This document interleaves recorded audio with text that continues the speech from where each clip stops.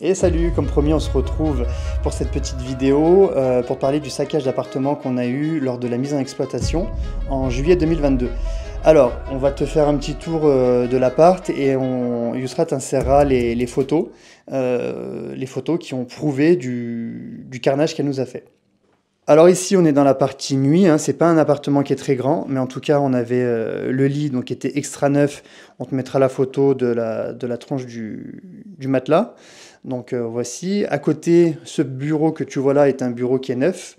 Pareil, tu peux voir l'état du bureau quand on l'a retrouvé. Ensuite, on avait la cuisine qui est actuellement très correcte. Et ben, tu peux voir actuellement, enfin, tu peux voir surtout dans quel état elle l'a rendu. Machine à café compris, hein, donc là, voilà, des machines à café tout le temps propres, des bouilleurs tout le temps propres. Les WC, pas la peine. Et après, de mémoire, je crois, alors je suis pas sûr, mais je te la montre quand même, il y avait la salle de bain. Là, la salle de bain, voilà comment on les met à disposition. Et si on a des photos, tu verras l'état. Alors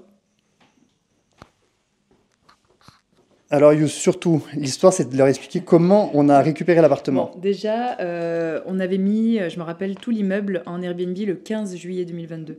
Elle est arrivée, je crois, quelques jours après, pour 3 semaines. 3 semaines, elle avait loué. Ouais. Et je crois 3-4 jours après, toi, tu étais venu ici et tu avais entendu des bruits un peu bizarres, style quelqu'un C'est bon, je me rappelle maintenant. Ouais, quelqu'un qui s'engueule. Ouais, j'entendais quelqu'un à la porte toujours gueuler. J'ai cru qu'elle était au téléphone, mais à chaque fois que je passais, j'entendais toujours des voix hyper fortes.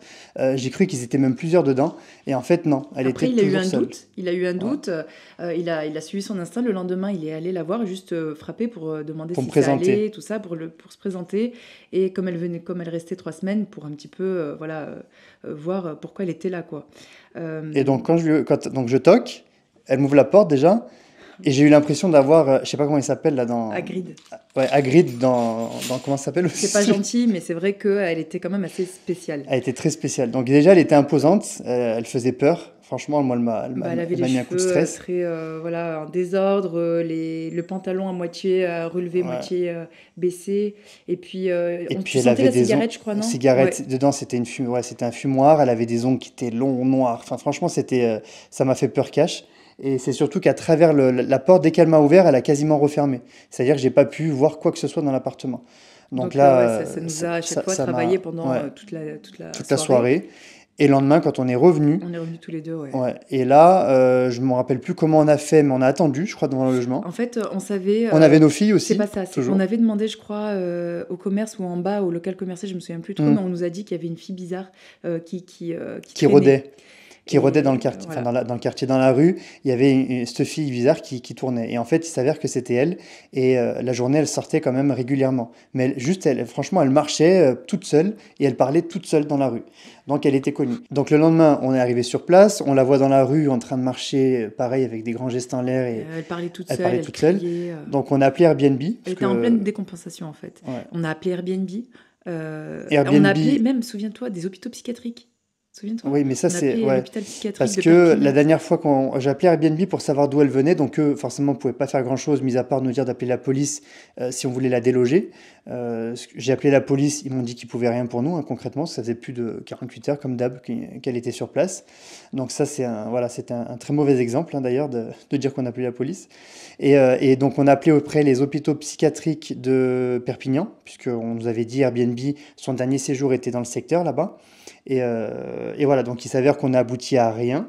Donc suite aux appels en fait infructueux avec la police et Airbnb, elle était toujours dehors. Je me suis dit, bon ben, on a les doubles de tous les appartements, hein, comme tout propriétaire.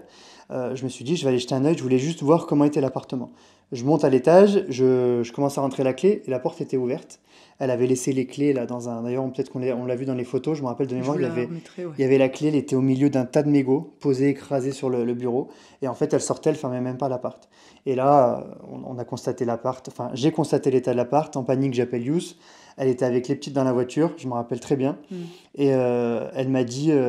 Descends, tu t'es descendu garder les petites. Moi, je suis redescendu garder les petites. Parce que, c'est moi qui ai fait, en fait, concrètement, c'est moi qui ai rangé toutes ces affaires. On a tout mis. Je suis une femme, donc c'était moins compliqué pour moi. Et surtout que... Mais elle a tout remballé, hein. Elle a pris toutes ses affaires, le peu qu'elle avait. J'ai remballé assez difficilement, puisque c'était des sacs plastiques, poubelles un petit peu. Donc j'ai tout remballé, j'ai rien oublié, et je lui ai descendu du coup les sacs. J'ai pris sa clé, j'ai refermé la clé après, et elle est partie s'installer. Qu'elle avait laissé les clés. Et là, je me rappelle très très bien, au lieu de remonter à l'appartement, elle n'est pas remontée à l'appart. Donc nous, on avait tout prêt. Elle est partie s'asseoir sur une terrasse dans un bar en face. Donc là, moi, j'avais toutes ses affaires avec moi, et je suis allé vers elle. Je me suis assis à côté d'elle, je me rappelle, sur la terrasse du bar, là. Et elle me reconnaît, parce que je lui avais déjà parlé une fois. Et je lui explique, je lui dis, écoutez madame, on vous a préparé vos affaires, on a vu l'état de l'appartement, mais gentiment, hein, ça s'est vraiment bien passé. On lui a dit, on vous a préparé vos affaires, si vous voulez, je vous aide à vous reloger, je lui ai dit, je vous paye même un billet pour rentrer chez vous à Perpignan, mais vous pouvez pas rester dans l'appartement, il faut vous mettre à notre place, nous l'appartement il est neuf, il a même pas un mois. Vous l'avez totalement saccagé, elle a panié les faits.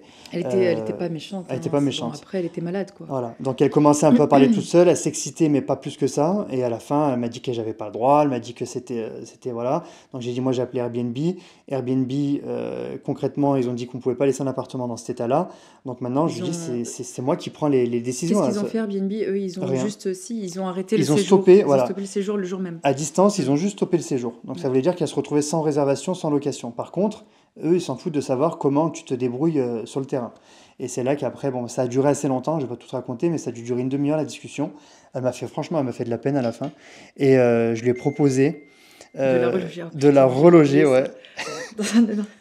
Je l'ai relogé dans un hôtel juste à côté. C'est un hôtel, il s'appelle l'hôtel du commerce, je crois. C'est le plus vieil hôtel de Millau. Oh là là, il n'a pas été content, le monsieur. Alors, je l'ai amené là-bas, je lui ai payé sa réservation, je me rappelle encore. Et alors là, le soir même, j'ai été appelé par le propriétaire. Elle avait recommencé la même chose, enfin, par le gérant de l'hôtel. Elle avait recommencé, cigarettes, elle hurlait, ses affaires de partout.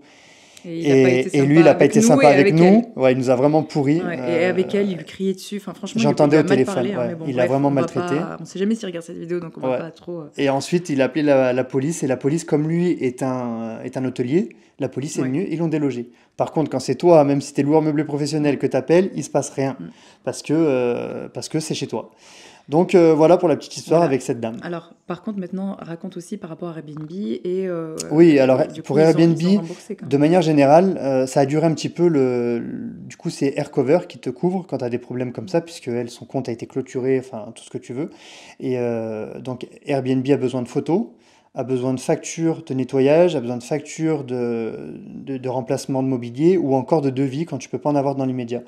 C'est ce qui s'est passé. J'étais assez réactif parce que voilà, j'avais encore beaucoup d'éléments sous la main, ce qu'on achète toujours un peu plus que ce qu'il nous faut. Donc le dossier a été monté très rapidement. Par contre, le remboursement a mis presque un mois et demi à être validé. C'est toujours comme ça, mais la plupart du temps, c'est toujours validé par Airbnb, surtout si tu as un profil correct et que tu as toujours enfin, tu vois, que tu fais pas de vagues sur Airbnb. Donc voilà, le conseil que je te donne, je l'avais déjà donné. Le plus important avec tes femmes de ménage, si tu n'es pas sur place, c'est qu'elles te fassent un maximum de photos. Dans le détail, 1 ou 2 photos, ça suffit pas. Moi, je leur demande photos de tout, quitte à en faire plein. Bon, moi, je fais mon tri, des vidéos. Et ensuite, c'est tout. Voilà, déjà, si tu arrives à avoir tout ça sous la main, ils sont assez réactifs. Ils sont assez réactifs. C'est pas comme Booking, c'est pour ça qu'on en parlait, je sais plus, dans un commentaire. Nous, c'est vrai qu'on a arrêté tout ce qui est Booking. On fait que du Airbnb ou de la location directe quand c'est des gens de confiance qu'on a déjà eu et sur lesquels on sait que ça se passe bien. Voilà. Bon, mais j'espère que cette vidéo, toute petite vidéo. On en a d'autres, des anecdotes. Ouais, c'est vrai. Des anecdotes comme ça. Dites-nous si ça vous intéresse, on en a pas mal. Voilà. Bon, à bientôt. Commente cette vidéo si tu le souhaites. Et puis surtout, suis-nous sur Instagram, on est le plus actif. Allez, salut. Salut.